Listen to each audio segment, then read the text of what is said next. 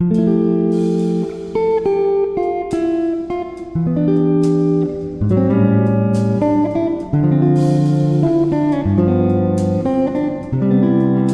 there, book lovers. Welcome back to Book Summerics, the place where we break down thought-provoking books into bite-sized, engaging summaries.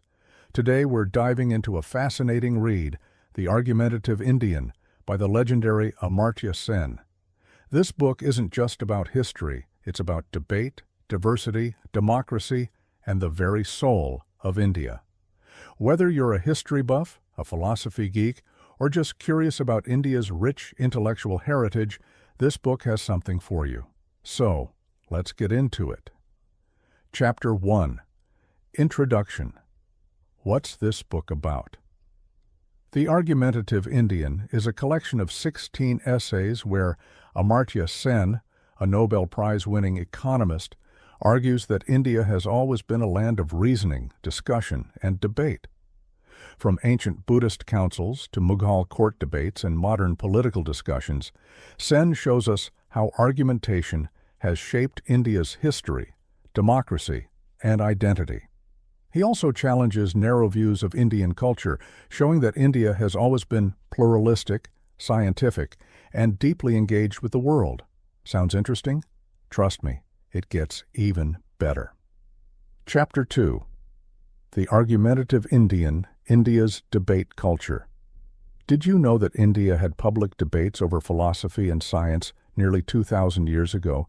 Sen highlights how Indian traditions encourage questioning, reasoning, and debate. From the Mahabharata's philosophical dialogues to Akbar's interfaith discussions, he proves that India's argumentative spirit isn't a new thing, it's ancient and deeply rooted. And let's be honest, if you've ever had a heated debate with an Indian friend over cricket, politics, or Bollywood, you know this tradition is still alive today. Chapter 3. India's Global Influence.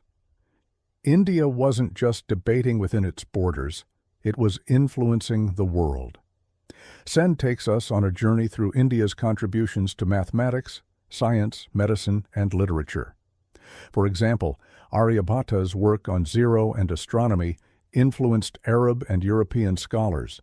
India's medical texts were studied in China and Persia, and India's storytelling traditions shaped global literature.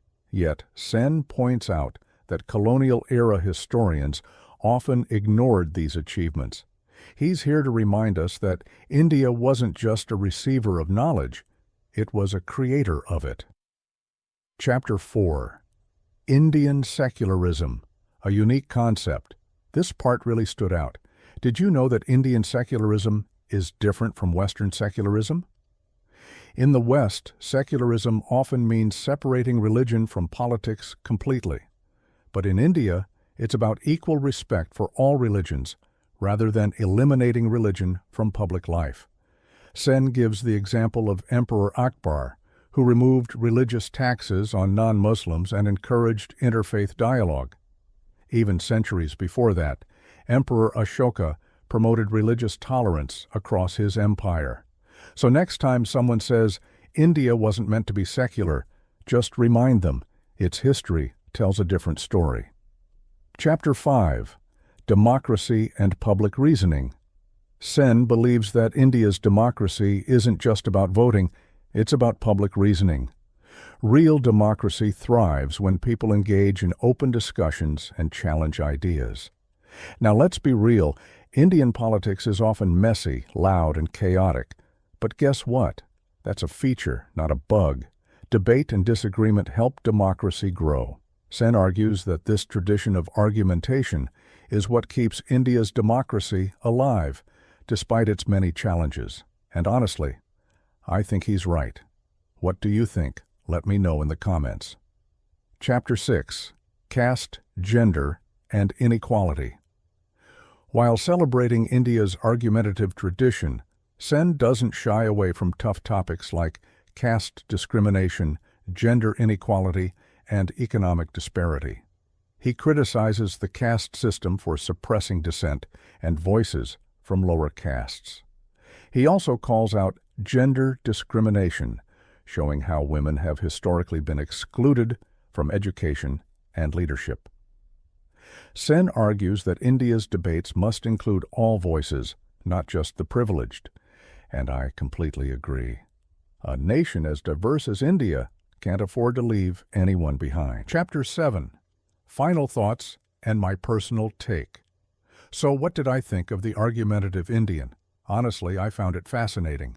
What I liked, it's super informative. History, politics, and philosophy all packed in one. Sen challenges misconceptions about India's past, proving that India's diversity is its strength. His writing is logical, well-researched, and full of real-world examples. What some might find challenging, it's not a light read. It's deep and intellectual, so you'll need to focus. Some essays can feel a bit academic, so if you're looking for a casual read, be warned. Would I recommend it? Absolutely. If you love history, philosophy, or just a good debate, this book is a must-read. If you prefer fast-paced storytelling, you might find it slow, but a little challenge never hurt anyone. And that's a wrap on The Argumentative Indian. What do you think about Sen's ideas? Do you agree that argument and debate make India stronger? Let me know in the comments. If you enjoyed this video, don't forget to like, share, and subscribe to Book Summarics for more thought-provoking book summaries. Until next time, keep reading, keep questioning, and stay curious. See you soon.